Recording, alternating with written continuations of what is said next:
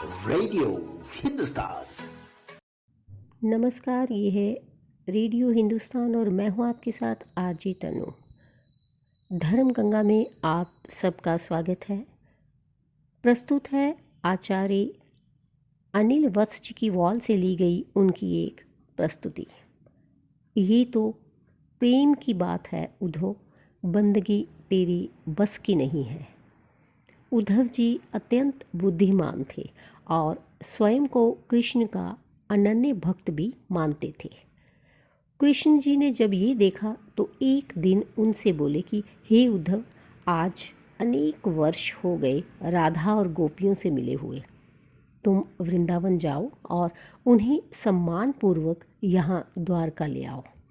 उद्धव जी अनेक उपहार आदि और गोपियों को द्वारका लेकर आने के लिए रथ आदि लेकर वृंदावन पहुँचे। जब उन्होंने सबको बताया कि श्री कृष्ण आप सभी को बुला रहे हैं तो सभी गोपियाँ और राधा जी हंस पड़ी। हे उद्धव, तुम अभी भक्ति को पहचानते नहीं हो। यदि हमें साक्षात कृष्ण से ही मिलना होता तो वृंदावन से मथुरा है ही कितनी दूर। जब वो मथुरा नरेश थे, हम तब कभी उनसे मिलने नहीं गए, तो अब आपने कैसे सोच लिया कि हम इतनी दूर द्वारका चलेंगे। हमें उन्होंने सच्ची भक्ति से अवगत कराया था। उद्धव, आज आपको भी बताते हैं, ध्यान से सुनो।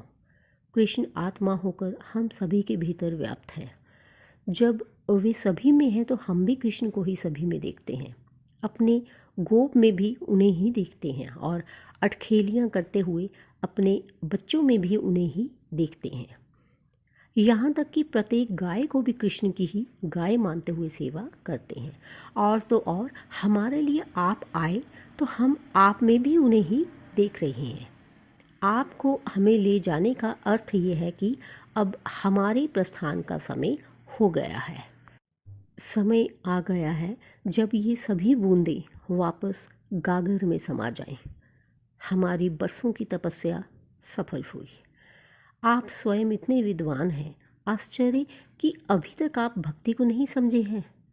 इसके बाद सभी गोपियाँ ध्यान मग्न हो गईं और प्रकाश पुंज बनकर ब्रह्मरंध्र से प्रकट हुई, अर्थात मोक्ष को प्राप्त हुई। ये सब सुनकर और देखकर उद्धव जी को भक्ति के सत्य स्वरूप की पहचान हुई और वे समझ गए कि ध्यान मात्र से अपने आराध्य या मोक्ष की प्राप्ति की जा सकती है। फिर वे भी वैराग्य अपनाते हुए तपस्या के लिए हिमालय चले गए। इसके बाद उद्धव ने घनघोर तपस्या की और एक दिन उन्हें कृष्ण जी ने दर्शन दिए। कृष्ण श्वेत वस्त्र धारण किए हुए थे। उद्धव जी बोले, ये कैसा स्वरूप है प्रभु, मैं तो आपके द्वारकाधीश वाले स्वरूप का ध्यान कर रहा था। कृष्ण हंसते हुए बोले, बड़ी देर से ध्यान मग्न बैठे थे उद्धव, जाकर स्नान कर लो, फिर आराम से बात करेंगे। उद्धव नदी के समीप गए तो पानी में द्वारिकाधीश का स्वरूप देखकर चौंक गए, जो कि उनका अपना ही प्रतिबिंब था।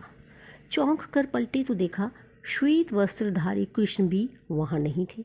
वे स्वयं ही कृष्ण हो चुके थे। ये है ध्यान की महिमा। आप जिसका ध्यान करते हैं उसी के जैसे बन जाते हैं। कहते हैं बद्रीनाथ में बिल्कुल एक जैसी दो काली मूर्तियाँ स्थापित हैं, एक कृष्ण जी की और दूसरी उद्धव जी की, जो कृष्ण हो गए थे। तो दोस्तों, ये थी आचार्य अनिल वत्स जी की वॉल से ली गई एक प्रस्तुति। अनुमति चाहती हूँ, फिर मिलूँगी। तब तक यूँ ही अपने और अपने परिवार का ख्याल रखिए। धन्यवाद।